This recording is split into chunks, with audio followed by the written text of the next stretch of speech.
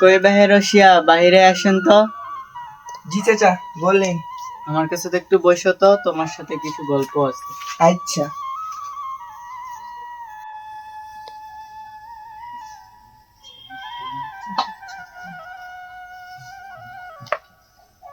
জি চাচা বলেন, কি বলবেন? আমি শুনলাম শফিক নাকি তোমারে সয় সম্পত্তি লিখে দিছে। হ চাচা দিছি। না, এটাই জানাচ্ছি। আর শফিক আমারে বইলা গেছে যে তোমারে তোমার বাপের বাসায় রাখে এসে। কই, আমারে তো যাওয়ার সময় কিছু বলে যায় নাই। তাহলে কি আমি মিথ্যা কথা বলতেছি?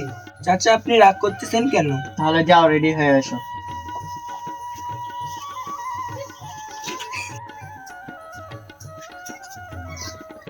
হ্যাঁ চাচা আমার হয়ে গেছে, চলেন।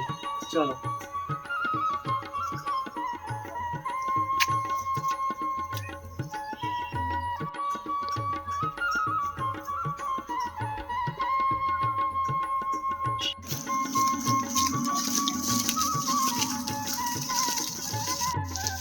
কি হলো, হাঁটো না কেন?